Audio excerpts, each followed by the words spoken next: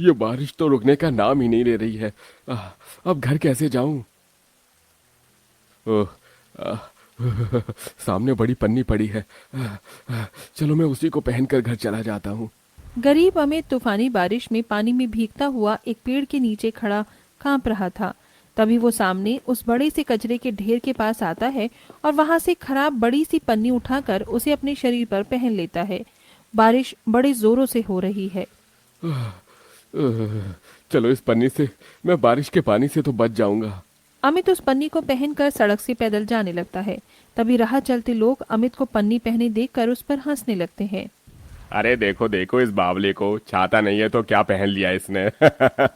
अरे ओ बावले, छाता खरीदने की औकात नहीं है तेरी तो बारिश में बाहर ही क्यों निकलता है? ये सुनकर अमित दुखी हो जाता है और आगे चलने लगता है। तभी आगे भी लोग अमित को देखकर उस पर हंसने लगते हैं। अरे लोगों को भी गरीबी का मजाक उड़ाने में पता नहीं क्या मजा आता है। थोड़े समय बाद अमित उसी गांव में अपने छोटे से मिट्टी के बने झोंपड़े घर के बाहर आता है, जहां घर के बाहर उसके दो बच्चे वरुण, वैशाली और उसकी पत्नी अनुजा, ये तीनों फटे पुराने कपड़े पहने खड़े थे। अनुजा, तुम तीनों यहाँ बाहर क्यों खड़े हो? जी, बारिश का सारा पानी घर के अंदर आ रहा है, इसलिए हम यहाँ चौखट पर खड़े हो गए। माँ कहाँ है? जी, माँ जी को मैंने पड़ोस वाली शीला बहन के घर भेज दिया था। तभी अमित अपने छोटे से घर के अंदर आता है तो अंदर उसके कच्चे घर की कच्ची छत से पानी घर के अंदर आ रहा था और उस पानी से घर में रखे मिट्टी के बर्तन, मिट्टी, लकड़ियों के सामान खराब हो गए थे। पूरे घर में पानी ही पानी भर चुका था। अनुजा, वो प्लास्टिक का टुकड़ा दो मुझे। मैं वो प्लास्टिक और पन्नी इन दोनों को काट कर दोनों को छत पर बिछा देता हूँ।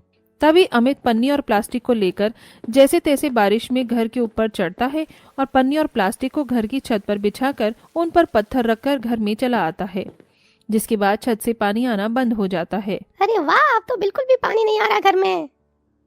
थोड़े समय बाद अनुजा अपनी सास दामिनी को घर लेकर आती है और सब साथ बैठकर खाना खाने लगते हैं। अमित अपने इस परिवार के साथ अपने इस छोटे से घर में रहकर बड़ी गरीबी अवस्था में अपना जीवन बिता रहा था। अमित का घर बहुत छोटा था। उसके घर की छत और दीवारों से बारिश का पानी घर के अंदर आता था, जिसके चलते अमित के घर में बैठा भी नहीं जाता था। बारिश का मौसम आते ही हमारे जीवन में परेशानियां बढ़ जाती हैं। अगर हमारे पास पैसे होते तो हम घर की मरम्मत करवा लेते, पर हम तो इतने गरीब हैं कि हमें 2 समय का खाना ही बड़ी मुश्किल से नसीब हो पाता है। अमित बेटा, तो किसी से कर्ज लेकर घर की मरम्मत करवा लेना। माँ, मुझ जैसे गरीब को तो कोई अपने पास खड़े भी नहीं रहने देता, तो मुझे कौन कर्जा देगा? इस संसार में गरीब का कोई वजूद नहीं है माँ। अपनी गरीबी हालत देखकर अमित और उसके परिवार वाले काफी उदास हो जाते हैं। दोस्तों, इसी को गरीब की जिंदगी कहते हैं।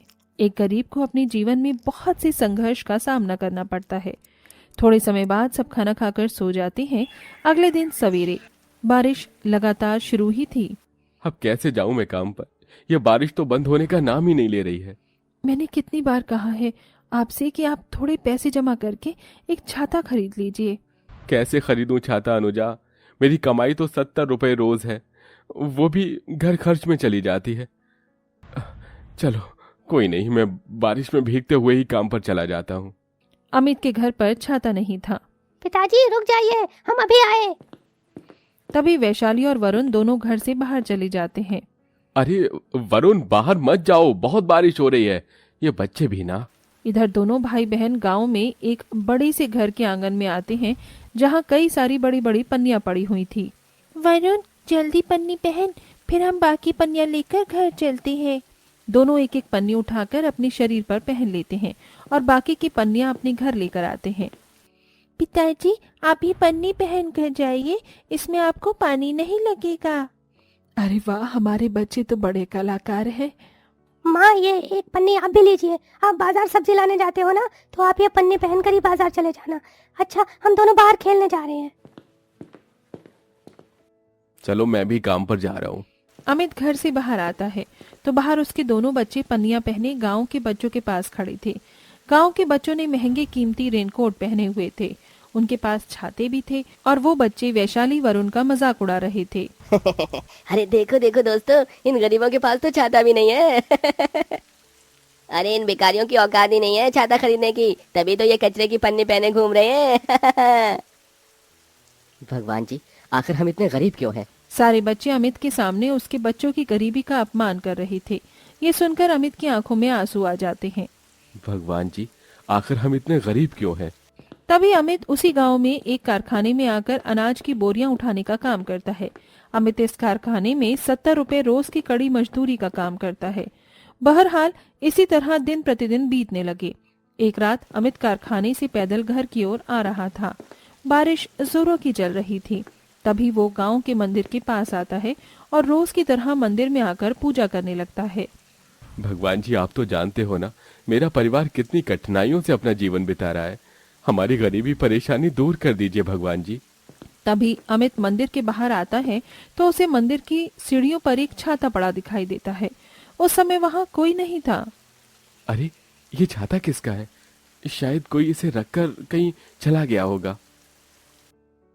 अमित बेटा, ये छाता किसी और का नहीं, तुम्हारा ही है।